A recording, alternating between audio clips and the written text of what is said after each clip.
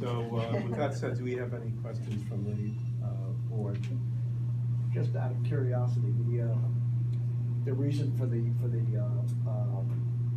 ban on activities over the winter months, is that for spawning purposes? It's one of many, and it's NOAA's jurisdiction and guidelines that we have to adhere to. No, I'm just curious what personally curious. Yeah, but it's. I think it's spawning. It is Spawning, yes, thank you. How soon can the project start? That depends on when we obtain approvals from the Army Corps of Engineers and DEC. The step after that would be then to submit for final permit with the Department of Small Business Services. So July 1st is about the soonest.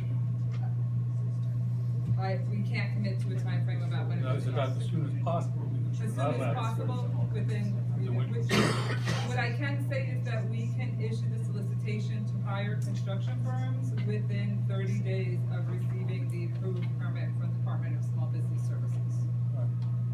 So then hypothetically, you could start this fall, but chances are, it's not gonna start until June. If everything aligned tomorrow and we received permits from all the parties in hand, we would not be able to start physical work before July 1st. Okay. Does Langan or anybody else need any say-so or go ahead from this board? We have to vote this forward is what I'm asking. No, not until we go out with the construction RFP. Oh, sure. And then we would need your approval Okay. of that contract. Okay, for purposes of the tape, this is still the design phase. Correct. And so construction will lag a little bit from this. Correct, and for purposes that we didn't state prior, one of the reasons that my predecessor brought this to the board in June of 2018 was because this solution often is less costly than the hard edge, which could be a pile-driven seawall or even a poured-in-place concrete seawall.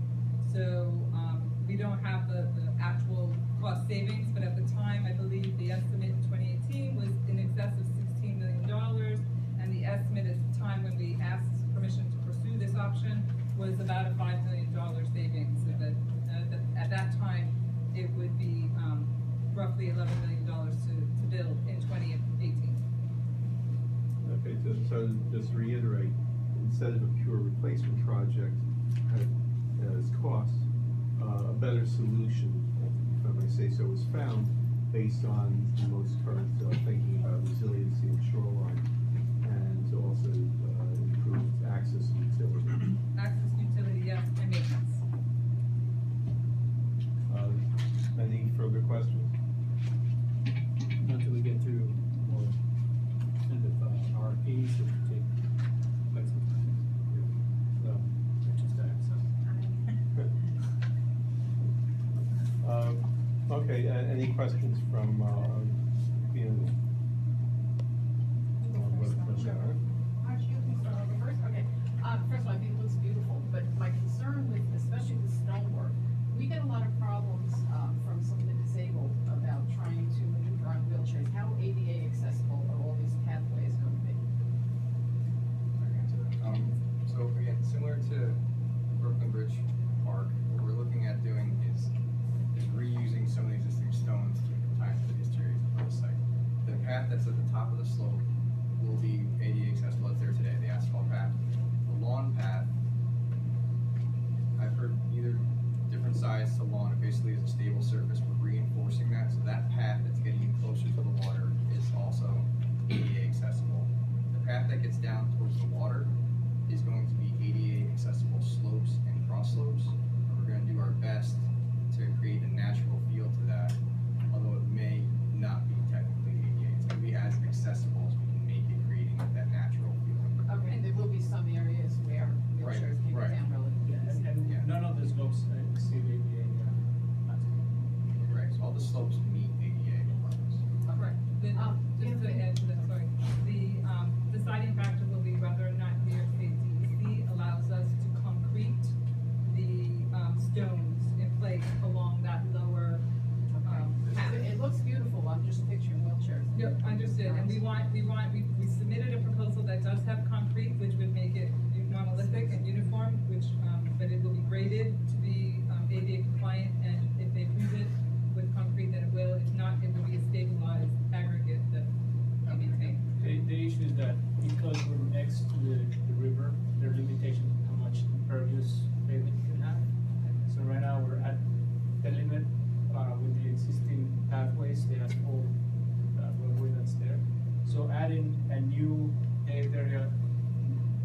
exceed that, then it might not be allowed, so a natural, pathway is more desired from that extent. That's it. You also talked about water access, and are you into the community wanting access like for kayaks and that kind of thing? Will there be any ramps or anything like that where you can get a kayak, so there'll be none of that? Yeah, so the current on the East Rivers is quite, fast. It is not advisable to have any kayak launches there. So we're providing you something that makes you feel close to the water, but yet you're not going into the water itself. So, And I guess my last question, is there any room in the budget to do something about that god awful? Can't hear you much. Can we put a facade Can't on hear you. that? So Can't hear you. I said, the restroom, that god awful blue restroom that's an eyesore when you walk in, can we get a facade of stone or something so it doesn't stand out as? Currently, the project limits that we've included in this, with this contract with Langan is limited to the shoreline. But we can look into the budget to see at a later phase if there can be improvements made to the comfort station. But really, We the always lines that. intended to, I know, but we never did. there's a lot of things That's going why on. I'm trying to slip it in There's a lot of here. stuff going on. I We figured maybe always we could- intend Yep. to, this is not the end of the Southpoint Park projects. You know, we're taking the Fitzgerald and Halliday project, conclusions. They've incorporated it here, but there's a lot more of the recommendations that they made also that we are going to look at and hopefully include. And the comfort station, it will not be forgotten. Right now, we have 2 other comfort stations that are, 3 other comfort stations that are ahead of this one. That is the one at Firefighters Field, which my good friend, Mr. Kramer, is kind enough to be building for us. Not kind enough. We have right now the Octagon Comfort Station being refurbished, and the third one, which is, so, we haven't forgotten it, it's just we can't do everything all at once. Just tried to slip it in. Any other questions? No, Hi, thank you for your presentation, first of all. I'd like to know, when you say, we try to minimize impact on wildlife and flora, how will you do that?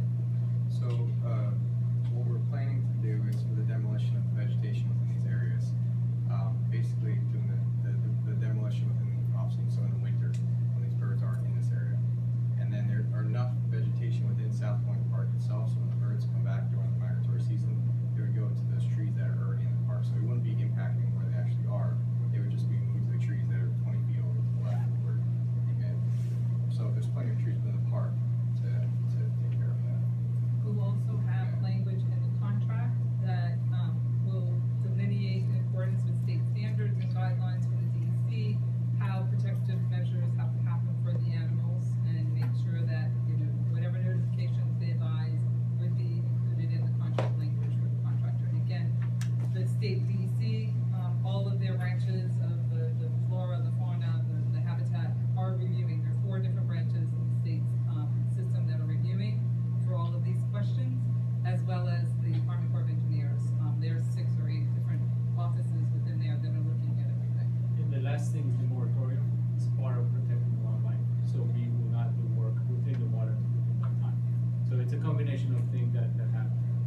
And the one thing that, we didn't mention yet is, before we actually do them, even during the winter, we have to do a sweep of the trees and make sure there's no nests there. And if there are nests, then they have to report it to DEC, and there's a procedure that's gonna follow. That's a standard, procedure.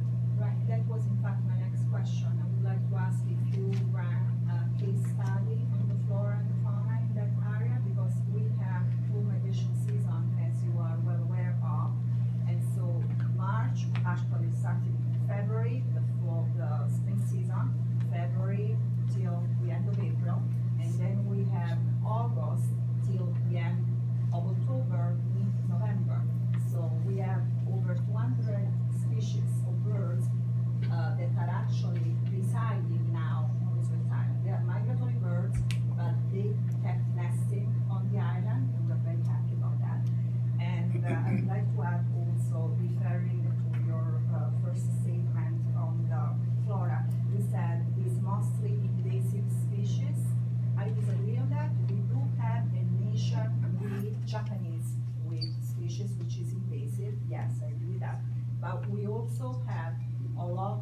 of old, beautiful birds like ox, maples, mulberries down there. Are we preserving those from getting destroyed?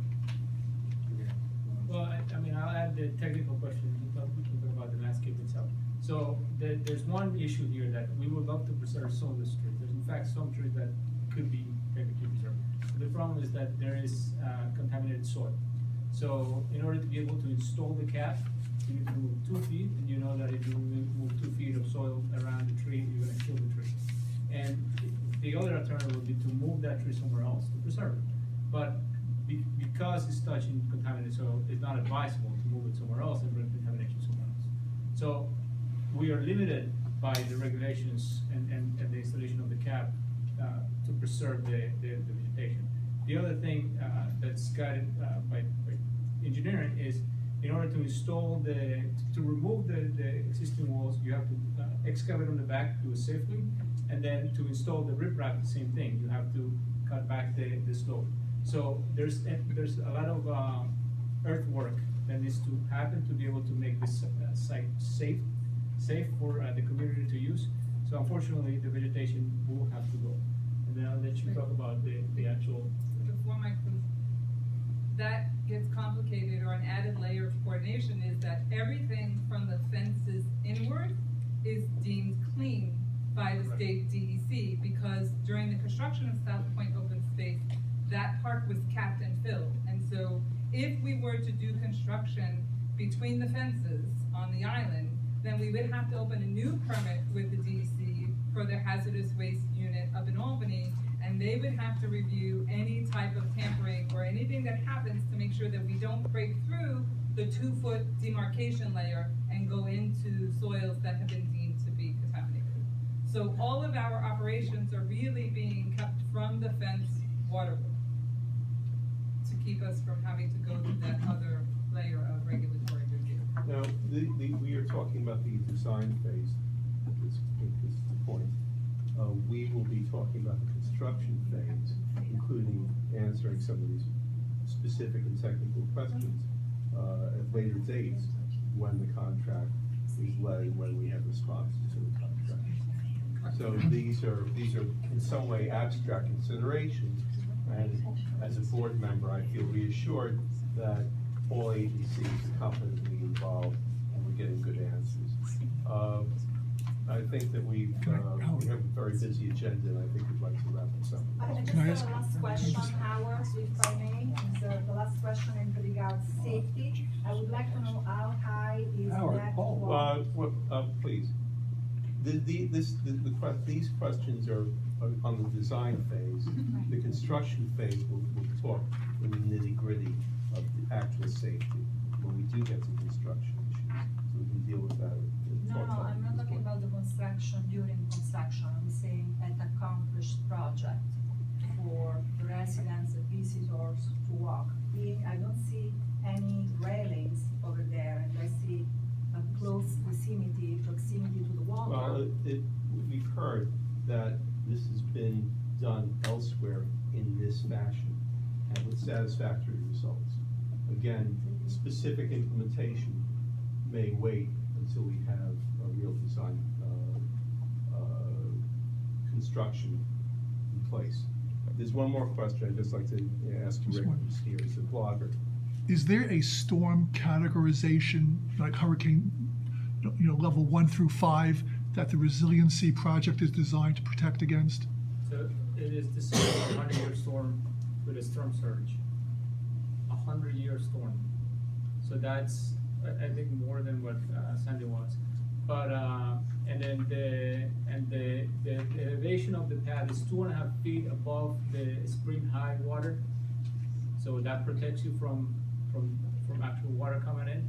And just so you are aware, almost the entire park is below the flood water elevation. So this park is designed to flood. So water will come in if there's a storm surge, and then it will go away safely. Okay, well, Sandy wasn't even a Category 1 storm when it hit New York. So if there's a Category 3, 4, or 5, would this be sufficient to Yes, protect? it is assigned to the current standards. Okay, we'll discuss that more in later engineering discussions, but it's, yeah, it's not for right now. Okay, so